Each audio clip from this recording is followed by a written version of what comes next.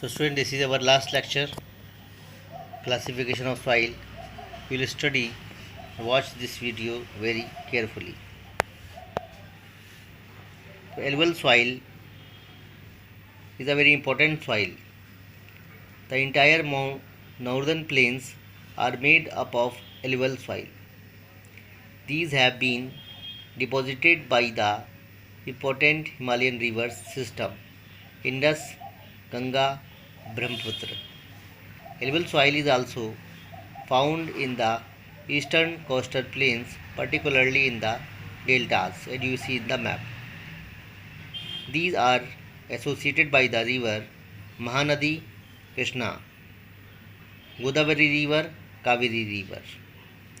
The alluvial soil consists of various proportion of sand, silt and clay. Alluvial soil are described on the basis of their ages. Old, that is called Bangar; new, that is called Khadar. Higher concentration of Kankar's nodules, less fertile than Khadar. New Khadar has concentration of Kankar nodules than Bangar, is more fertile than Bangar. So student, you know very well about the alluvial soil. Mostly these soils contain adequate proportion of potash, phosphoric acid and lime, which are ideal for growth of sugarcane, paddy, wheat, other cereal and pulses crops. Alluvial soil also called the transported soil because it is carried by the river system from the mountains, because alluvial soil also dependent over the perennial river system, means the rivers which are directly coming from the mountains glaciers. So this is about the alluvial soil. Our next soil is the red and yellow soil. We'll discuss the forest mountain soil later. So red and yellow soil developed on crystalline igneous rocks in areas of low rainfall in the eastern and southern parts of Deccan Plateau. Yellow and red soil are found in parts of Odisha, Chhattisgarh, southern parts of the middle Ganga plains and along the Piedmont zone of the Western Ghat. Piedmont zone are the area between the coast and the Ghat. This is known as a Piedmont zone. These soil developed reddish color due to diffusion of iron in crystalline and metamorphic rocks. It looks yellow when it occurs in hydrate form. It is supported for the growth of many kind of the crops which are grown in this region, especially for the dry fruits and some other plantation crops. Our next crop is black soil. Black soil are the black in color and are also known as regor soil. They are ideal for growing cotton and is also known as black cotton soil. This soil, this type of soil is typical of Deccan Trap basalt region spread over the northwest Deccan Plateau and is made up of lava flows. The black soil are made up of extremely fine and clay material. The soil are sticky when wet and difficult to work on unless tilled immediately after the first shower of during the pre-monsoon period. So this is about the black soil. Later we will discuss about the laterite soil. Laterite soil develop in the areas with high temperature and heavy rainfall.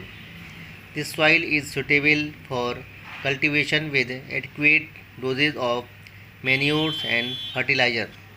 These soils are mainly found in Karnataka, Kerala, Tamil Nadu, Madhya Pradesh and the hilly areas of the Odisha and Assam.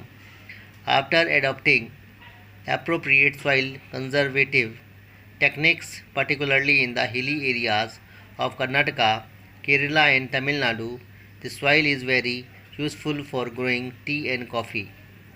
Later we will discuss the two soil, first soil and the last soil.